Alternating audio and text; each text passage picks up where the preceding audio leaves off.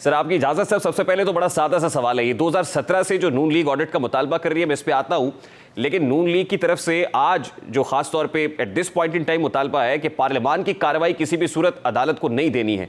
आज अदालत ने पार्लियामानी कार्रवाई का रिकॉर्ड फराहम करने का कहा, कल तक की मोहलत दी। अटॉर्नी जनरल ने एग्री किया अदालत के सामने कि कल तक वो ये रिकॉर्ड फराहम कर देंगे। तो क्या ये खुला तजाद नहीं है कि एक तरफ तो पार्लियामान डटी हुई है कि रिकॉर्ड मुहैया नहीं करेगी, दूसरी तरफ अटॉर्नी जनरल जो विफाक का नुमाइंदा है वो अदालत के सामने कह रहा है कि कल तक रिकॉर्ड मिल जाएगा? बहुत शुक्रिया रेहान। मामलात इतने सादा नहीं हैं जितना बयान करने में आपको महसूस हो रहे हैं या सुनने में महसूस होते हैं। सिचुएशन कुछ ऐसी बना दी गई है कि हमारी जो सबसे बड़ी अदालत है, अदालत उज़्मा जिसे हम कहते हैं, उसने इस मामले को सबसे पहले उलझाया है, जिसे मैं समझता हूँ कि सारे मामले में जो जड़ बनी है मसले की या फसाद की या फितने की, वो 63A की तशरीह बनी है। 60A की तशरीह ऐसे कर दी गई जिसका आइन में दूर दूर तक, अगर आप 63A को देखें तो उसकी कई झैली शिकें हैं, बड़ी तफसील और वजाहत के साथ सारी बातें कही गई हैं। कहीं एक जुमला नहीं लिखा गया कि इन लोगों के वोट भी शुमार नहीं होंगे। आइन साज़ों के लिए जुमला लिखना मुश्किल नहीं था। ये जुमला किसने लिखा? अदालत उज़्मा ने लिखा। जब अदालत उज़्मा ने वो जुमला लिखा तो एक जमी जमाई गवर्नमेंट जो है वो चली गई पीटीआई के पास।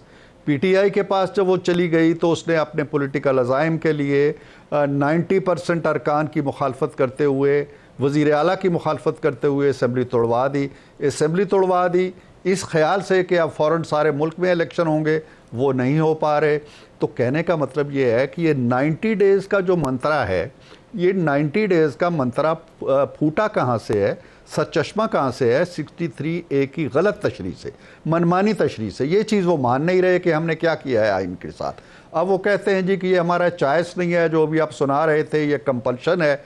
तो आइन की और भी बहुत सी कंपल्शंस है ना, किन किन कंपल्शंस को आप पूरा करते हैं? इरफान से देखिए साहब, ये बात आपकी दुरुस्त है कि मामला तो 90 डेज से एक्सीड हो गया है और इसमें बहुत बड़ा रोल खुद सुप्रीम कोर्ट ऑफ पाकिस्तान का है कि 90 रोज से ऊपर जब एक्सीड हुआ है मामला। हम तो अब भी ये कह रहे हैं कि पॉलिटिकल स्टेक होल्डर्स को भी, हुकूमत को चाहिए कि वो कॉन्स्टिट्यूशन उस पर बाइंडिंग है, वो बाउंड है टू फॉलो द कॉन्स्टिट्यूशन। लेकिन सुप्रीम कोर्ट ने खुद एक गुंजाइश पैदा कर दी कि मामला 90 रोज से आगे जा सकता है। जहां तक आर्टिकल 63A की बात है, तो आज मैं ज़िमनन सिर्फ बता दूं कि लाहौर हाई कोर्ट के अंदर एक पिटीशन आई और उसमें कहा गया कि जो असेंबलीज की रेजोल्यूशन है इस पर जरा नजर सानी हो। तो दरखास्त गुजार को 1 लाख रुपए जुर्माना हुआ और कहा गया कि अगर दरखास्त गुजार वापस आया रिव्यू के लिए तो 2 लाख रुपए जुर्माना हो जाएगा। इसका मतलब ये चैप्टर तो क्लोज है।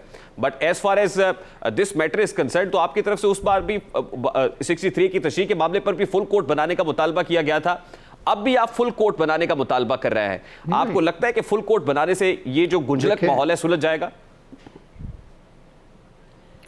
रेहान देखिए, 63A का जहाँ तक ताल्लुक है, सुप्रीम कोर्ट बार एसोसिएशन ने, मुतअद्दिद दूसरे लोगों ने नजर सानी की दरखास्तें दायर की हुई हैं, वो सुनी नहीं जा रही। हालांकि होना ये चाहिए था कि पहले ये फैसला कर लिया जाता कि क्या 63A की तशरीह ठीक हुई है और उसके बतन से जो खराबियां फूटी हैं वो ठीक हैं। पहले ये फैसला नहीं किया जा रहा, अभी तक वो पेंडिंग पड़ी हुई है और हम आगे ही आगे चल रहे हैं। दूसरी बात यह है कि मुझे आप बताइए, दुनिया का कोई कानून, खुद पाकिस्तान का कानून ऐसा है कि एक मामला हाई कोर्ट लाहौर में भी चल रहा हो, एक मामला पेशावर हाई कोर्ट में चल रहा हो, अभी वो फैसले के किसी अतमी अंजाम तक ना पहुँचे हों और सुप्रीम कोर्ट उसको अपना खुद सोए मोटो नोटिस ले ले। और वो नोटिस भी कहाँ ले ले कि एक पुलिस ऑफिसर की ट्रांसफ़र पोस्टिंग का कज़िया है और 2 जज साहिबान कहते हैं जी कि इसमें नोटिस ले लो इलेक्शंस का। तो ये सारा जो खेल है ना, ये इतना फेयर दिखाई नहीं दे रहा, इतना सादा दिखाई नहीं दे रहा, इतना मासूम दिखाई नहीं दे रहा। हम जब कहते हैं कि फुल कोर्ट बनाओ तो हम इसलिए कहते हैं कि अदालत के फैसलों का एतबार हो। अभी जिस फैसले पे वो अटके हुए हैं, ये भी आप देखें, 9 जज थे, 2 ने रिक्यूज़ कर लिया, 7 बचे, 7 में से 4 एक बात कह रहे हैं, 3 एक बात कह रहे हैं। और 3 इसलिए कि चूँकि चीफ जस्टिस उस 3 में मौजूद हैं, वो कहते हैं हमारी बात मानो, 4 की ना मानो। तो हमारे लिए तो बड़ी मुश्किलात पैदा कर दी है ना इन्होंने, हुकूमत के लिए भी, पार्लियामेंट के लिए भी, इलेक्शन कमीशन के लिए भी, पाकिस्तान के अवाम के लिए भी। ये मुश्किलात हमने पैदा नहीं की हैं। कहीं भी आप बताइए कि हुकूमत की तरफ से कोई उलझन पैदा की गई हो या पार्लियामेंट की तरफ से कोई। पार्लियामेंट के बतन के अंदर एक कानून था, उसके पेट के अंदर एक बच्चा था, उस बच्चे को इन्होंने कत्ल कर दिया कि ये पैदा होके इरफान सिद्दीकी साहब, मेरा सवाल बड़ा सादा सा है, ऐसा भी आपको कभी हुआ कैसे है? महसूस हो रहा है कि अगर फुल कोर्ट बन जाएगा, यानी फुल स्ट्रेंथ होगी सुप्रीम कोर्ट की, 15 के 15 जजेस बैठे हुए होंगे, तो आपका मौकिफ मान लिया जाएगा? नहीं, हमें कोई यकीन नहीं है कि मौक़िफ़ मान लिया जाएगा। हम ये कहते हैं कि जो भी फैसला होगा वो ज़्यादा मुस्तनद समझा जाएगा, मोतबर समझा जाएगा। दुनिया के बहुत से ममालिक में है। आप अमेरिका में चले जाएं तो सुप्रीम कोर्ट जो है वहाँ कोई बेंच नहीं बनते 2, 3, 4, 5 के। अगर वो 10 जज हैं तो हर फैसला 10 के 10 जज बैठ के करते हैं। 15 हैं, 12 हैं, 14 हैं, जितने भी हैं, वो कोई एक जज भी उनमें से अलग नहीं होता और पूरी कोर्ट बैठती है, उसको वो सुप्रीम कोर्ट कहते हैं। हम ये नहीं कह रहे हैं कि 15 बैठ जाएंगे तो हमारे हक में फैसला आ जाएगा। हम ये कह रहे हैं कि 15 बैठेंगे तो ये जी, मैं इरफान सिद्दीकी साहब, कथा कलामी के लिए माजरत, मैं इसलिए कह रहा हूं कि इसमें भी इससे पहले जस्टिस अतर मिनल्ला साहब जो अलहदा हुए, जस्टिस मंसूर अली शाह इस मामले से अलहदा हुए, या जस्टिस जमाल मंदूखेल का जो एक प्रिंसिपल स्टांस था, जिन जजेस ने इसमें रिक्यूज किया, वो भी मतलब वो प्रिंसिपली ये कह रहे थे कि 90 रोज के अंदर इंतखाबात होने चाहिए। सिर्फ उनको बेंच की तश्कील के मामले के हवाले से एतराजात थे, यानी प्रिंसिपली तो उनका मौक़िफ़ नहीं, ये बात नहीं है। उन्होंने कहीं ये नहीं कहा, अपने जो इख्तलाफी नोट हैं, कि 90 रोज़ के अंदर इलेक्शन होने चाहिए। ये इशू ही नहीं था उनके सामने। उनके सामने ये इशू था कि क्या ये सोए मोटो नोटिस जो लिया गया है, ये लिया जाना चाहिए या नहीं लिया जाना चाहिए। उन्होंने इस पर अपना फैसला दिया है। वो 90 डेज के केस के मेरिट में गए ही नहीं है। हो सकता है वो यही बात कहते जो आप कह रहे हैं, और यकीनन यही बात कहते, क्योंकि आइन तो यही कह रहा था। और अगर 15 के 15 भी उस वक्त बैठते तो शायद यही बात कहते। हम तो ये कहते हैं कि आप 15 से क्यों डरते हैं, आप 8 पे क्यों इंसिस्ट करते हैं। आप एक मखसूस नाम देखें, 17 केसेस सुने गए हैं पिछले 12, 14, 15 महीनों के अंदर या 2 साल के अंदर। 17 केसेस के अंदर 16 केसेस के अंदर एक मखसूस जज बैठा हुआ है। ऐसा क्यों है? और किसी जज के अंदर सीनियर मोस्ट बेंच के अंदर सीनियर मोस्ट जजेस शामिल नहीं है। तो जब इस तरह की बातें आप करेंगे, पिक एंड चूज़ करेंगे, अपने इख्तियार को मुनसिफाना तरीके से इस्तेमाल नहीं करेंगे। अब ये तस्वीर दी जा रही है कि जैसे हम चीफ़ जस्टिस का कोई इख्तियार छीन रहे हैं। क्या हम चीफ़ जस्टिस का इख्तियार छीन के स्पीकर को दे रहे हैं, चेयरमैन सेनेट को दे रहे हैं, वज़ीर आज़म को दे रहे हैं, वज़रा को दे रहे हैं? नहीं दे रहे। हम सुप्रीम कोर्ट को ही दे रहे हैं। जो मुतलका कानून है लिखा हुआ आइन के अंदर, वो ये नहीं कहता है कि सोए मोटो का इख्तियार चीफ जस्टिस को है, वो कहता है सोए मोटो का इख्तियार सुप्रीम कोर्ट को है। अब 6 जज बैठे थे, जिसमें खुद बंदयाल साहब भी थे। उन 6 जजों ने कहा जी कि सुप्रीम कोर्ट का ये इख्तियार जो है वो चीफ जस्टिस इस्तेमाल करेगा। बिल्कुल ठीक है, यही पर तशरीह चाहिए ना कि सुप्रीम कोर्ट का मतलब सिर्फ चीफ जस्टिस ऑफ पाकिस्तान नहीं है, बल्कि वो जिस तरह इस कानून के अंदर एक गुंजाइश पैदा की गई कि 3 जजेस हैं। अब इरफान सिद्दीकी साहब, सवाल मेरा बड़ा सादा सा है ना कि देखिए 3 हफ्ते के लिए समात मुलतवी हो गई है, दरिए इसनाद 14 मई में भी अब 5 रोज बाकी रह गए हैं। ये दिन गुजर जाएंगे, इंतखाबात हुकूमत नहीं कराएगी, इलेक्शन कमीशन के पास फंड्स नहीं होंगे, प्रैक्टिकली तो ये पॉसिबल दिखाई नहीं दे रहा। तो मामला सड़कों पर हल होगा फिर? नहीं, मामला नहीं। देखे ना, आइन जब बनाया जाता है, आइन लिखा जाता है, आइन साज लोग जो होते हैं वो बड़े दिमाग होते हैं। वो पैरों दिनों रातों बैठते हैं और फिर आइन तैयार करते। आइन ने एक इसका हल दे दिया है, वो है 254, क्लास 254 है। वो ये कहती है बड़े वाज़े अल्फाज के अंदर कि अगर एक काम मखसूस मुद्दत के अंदर होना था, जैसे ये इलेक्शन 90 डेज़ में होना थे मिसाल के तौर पे, और वो काम उस मखसूस मुद्दत के अंदर नहीं हो सकता, तो उस मखसूस मुद्दत के गुजर जाने के बाद जब भी वो काम होगा वो लीगल होगा, वो कॉन्स्टिट्यूशनल होगा और वो करेक्ट होगा। ये है 254। अब 254 की डोमेन में हम दाखिल हो चुके हैं। अब वो 90 डेज़ वाला जो क्लास है वो ख़त्म हो चुका, वो अब पॉसिबल ही नहीं रहा उस पर अमल करना। तो अब हमारे पास 254 मौजूद है। उसके तहत इलेक्शन आज हो जाएं, महीने बाद हो जाएं, 6 महीने बाद हो जाएं, नवंबर में हो, दिसंबर में हो, वो लीगल होंगे। अब हमें उसकी तरफ रुजू करना चाहिए, लकीर पीटने के। लेकिन क्या हुकूमत ये खतरा महसूस नहीं कर रही कि चीफ जस्टिस अगर एक्ट करेंगे, जैसे उन्होंने कहा कि आईनी कार्रवाई करेंगे, अगर कंटेम्प्ट लगती है तो क्या हुकूमत तैयार है उसके लिए? देखें, मेरा ख्याल नहीं है कि सुप्रीम कोर्ट अब इस तरह की मुहिम जुई करेगी। सुप्रीम कोर्ट ने यकतरफा फ़ैसला दे के और हाई कोर्ट्स के अंदर जो एक ज़ेर समात मामला था उसको अपने पास ला के वो ऑलरेडी मेरा ख्याल है महसूस कर रहे हैं कि उन्होंने तजावुज़ किया, और उस तजावुज़ के असरात और उसकी हीट जो है वो खुद सुप्रीम कोर्ट तक भी जा रही है, लोग भी कह रहे हैं, मीडिया भी कह रहा है कि आपको इस सियासी मैदान में शऊरी तौर पर जानबूझकर सोए मोटो नोटिस लेते हुए कूदने की ज़रूरत नहीं थी।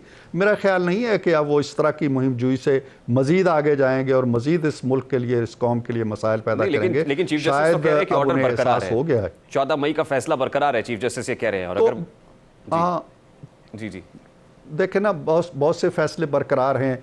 मुझे तो 251 भी याद आता है जो कहता है जी कि 15 साल के अंदर उर्दू को लाजमी कर देना चाहिए। 2015 में इसी सुप्रीम कोर्ट ने एक फैसला दिया कि जी उर्दू को कानूनी ज़ुबान बनाया जाए, कौमी ज़ुबान बनाया जाए, राइज किया जाए। नहीं हुआ।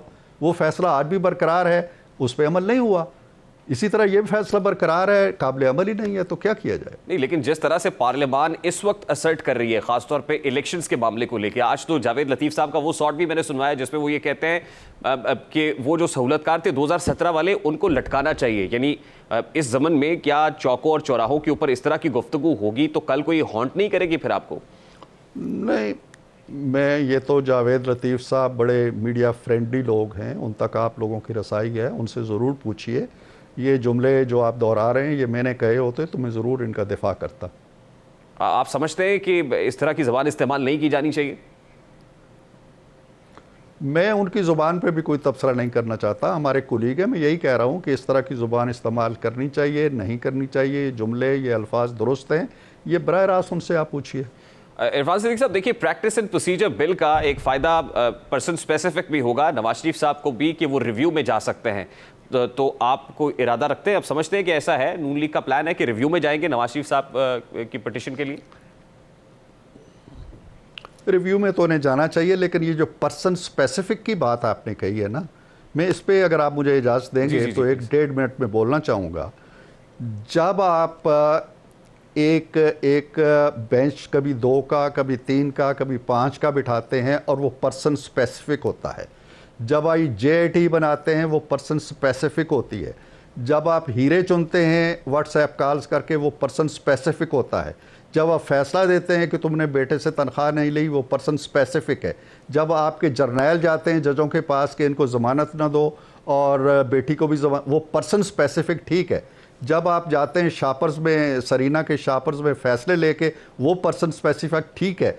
जब ये सारी धांधलियाँ, ये सारी ख़राबियाँ, ये सारी खामियाँ, ये सारी गलतियाँ, ये सारी नाइंसाफ़ियाँ दूर करने के लिए कोई कानून आता है तो आप कहते हैं ये पर्सन स्पेसिफिक है। क्यों पर्सन स्पेसिफिक है? क्या एक बंदे को बेकसूर लटका दिया जाए? भुट्टो को भी आपने लटका दिया, वो पर्सन स्पेसिफिक है। आज तक हम पूछ रहे हैं कि भाई उसका एक जज कहता है जी हम पे दबाव था, हमने फांसी चढ़ा दिया। आज तक एक पटिशन पड़ी हुई है, जिंदा नहीं कर सकते भुट्टो को, लेकिन ये दाग तो दो दें कि वो कातिल था। नहीं, उधर नहीं जाना। तो अगर आप पर्सन स्पेसिफिक एजेंडे पे चलेंगे, जो कि आप चलते रहे और आप कहते रहे जजों को जी कि हमारी 2 साल की मेहनत ज़ाया हो जाएगी, आज उस मजलूम पर्सन के लिए अगर पार्लियामेंट एक कानून बनाती है, आप कहते हैं ये पर्सन स्पेसिफिक है। पर्सन स्पेसिफिक इसलिए होगा कि वो पर्सन ही टारगेट बना है आपकी नाइंसाफ़ी का। अगर किसी इंसाफ के लिए उसको फ़ायदा पहुंचता है तो उसको पहुंचना चाहिए। ये अल्लाह का भी कानून है, ये इंसाफ का भी तकाज़ा है, और ये मेरा ख्याल है कि हमारे आइन। जी इरफान साहब, lastly and very quickly, public accounts committee ने जो एक सिटिंग जज के खिलाफ तहकीकात का आगाज़ कर दिया है, इनिशिएट कर दिया कार्रवाई, तो ये जो 5 के टोले की बात होती है, साकिब निसार साहब, आसिफ सईद खोसा साहब, ये जितने रिटायर्ड जजेस हैं और उनके साथ जर्नैल हैं, क्या उनके खिलाफ भी कोई कार्रवाई इनिशिएट करने जा रहे हैं? जब ये बात होती है कि 2017 का पहले ऑडिट होना चाहिए, उसके बाद आगे बढ़ेंगे। नहीं, आगे तो खैर बढ़ेंगे। मैं ये नहीं कहता हूँ कि जब तक वो नहीं होता तो आगे नहीं बढ़ेंगे या इलेक्शन नहीं होंगे। इलेक्शन इंशाल्लाह हो जाएंगे अक्टूबर में। मैं ये इस बात की ज़रूर तायीद करता हूँ कि ये सारे किरदार ज़िंदा व मौजूद हैं, और इन किरदारों ने 2017 में जो पाकिस्तान था, जब आपकी महंगाई जो आज 40% पे है, 4% पे थी, जब आपका GDP 6.8 पे चला गया था, जब आपने हाथ लहराते हुए कह दिया था कि बाय बाय IMF, खुदा हाफिज़ IMF, उस पाकिस्तान को इस पाताल के अंदर जो लेके आए हैं, इस तवाइफुल मुलूकी में जो लेके आए हैं, इस हंगामे, शर, फसाद, इंतशार, इदारों की टूट फूट पे जो लेके आए हैं, वो क्यों अपने घरों में मज़े से बैठे रहें? वो आएँ, तारीख के सामने, तारीख के कटहरे में खड़े हों, जवाब दें अवाम को। वो कसूरवार हैं, वो पाकिस्तान को यहाँ तक लाने के इमरान खान से कहीं ज़्यादा मुजरिम हैं। तो उनका ज़रूर तयन हो चुका है, उनके सब के नाम सामने आ चुके हैं, उन्हें बहरहाल कटहरे में लाना चाहिए। हमारी पार्लियामेंट जो कहती है हम सब इदारों की माँ हैं और हमने आइन दिया और हम अदलिया भी हमारे वजूद से बनी है, हमारे अंदर भी इतनी ताकत नहीं है कि इनको कटहरे में लेके आए। वो अदलिया जो बात बात पे सोए मोटो निकाल लेती है और हमारी पीठ पे कोड़े मारती है, वो भी उसके अंदर भी इतनी ताकत नहीं है। और मैं एक और बात जाते जाते आपको बता दूं, चीफ जस्टिस साहब ने तकरीर करते हुए कार्निलिस का हवाला दिया, उनके कानून का, उनके फैसले का हवाला दिया, तमीज़ुद्दीन केस का हवाला दिया। मुझे बताएं कि कार्निलिस के फैसले को कितनी बार आपने टो किया, कितनी बार उसकी तकलीद की? आपने एक बार भी नहीं की। आपने हमेशा जस्टिस मुनीर के फैसले को मुकद्दम समझा। एक मार्शल लॉ लगा, आपने जस्टिस मुनीर की तकलीद करते हुए नज़रिया ज़रूरत पकड़ा। दूसरा बना तब भी आपने यही किया, दूसरा लगा, तीसरा लगा तब भी यही किया, चौथा लगा तब भी यही किया। आज तक आप कसीदा पढ़ते हैं कार्निलिस का, हवाला देते हैं उसके फैसले का और तकलीद करते हैं, अपने लिए रोशन नमूना ख्याल करते हैं जस्टिस मुनीर को। ये तजाद का जवाब कौन देगा? बिल्कुल ठीक है। इरफान सिद्दीकी साहब, बहुत बहुत शुक्रिया आपकी